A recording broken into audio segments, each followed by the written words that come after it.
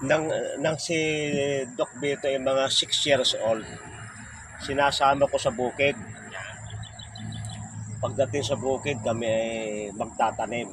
Kasi hihila-hila din ng halaman, kwinto-kwinto. Tapos ay uuwi kami, madilim na. Habang kita yung lupa, kami nagtatanim. Ay siya inip na inip. Nagkwikwinta-kwinta siya, nagmamatumato, sabi. Pagkatanim ni daddy nito hanggang doon, kami uuwi na. Kasi inip na inip eh.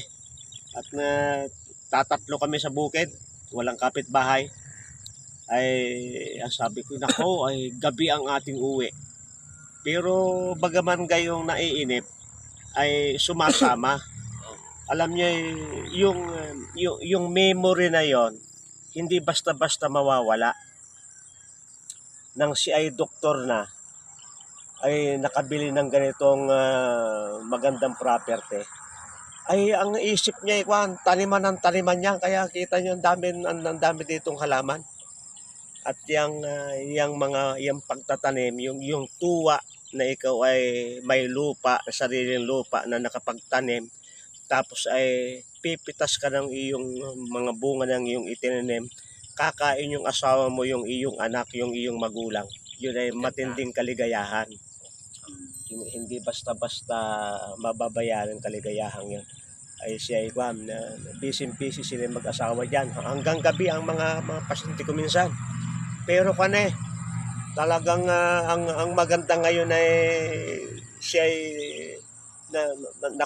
na break yung panahon ng pagiging busy, na sumasaglit sa mga halaman at na pantanggal ng stress. Ito, at nakikita mo medyo hinog-hinog na din. At nakakain ng iyong mga pamilya. Yun ang maganda. Na talagang maganda yun, magkaroon talaga ng memory sa garden. Nung kami mga bata pa, ang mga school nun, bawat mga estudyante meron talagang nakatukang plat. Ngayon ay wala na eh. Nalilimutan na ngayong itong mag-produce ng pagkain ng mga estudyante. Ay ako tuwan-tuwa dito sa aming anak at ang nasa isip nito ay taniman natin ng palinghuya, taniman natin ng kung ano-anong kanya. Order ng mga halaman. At ang nasa isip ay kanyan, yung ligaya na ibibigay sa pamilya. Yan ay para sa pamilya. Tapos yung iyong anak masanay din sa ganyan, ay di balang araw ay yan ay pagka kayo mayroong matataas na klase ng mga kapanglawan sa buhay, mga problema, dadalwa yung inyong pupuntahan na maganda: sports at gardening.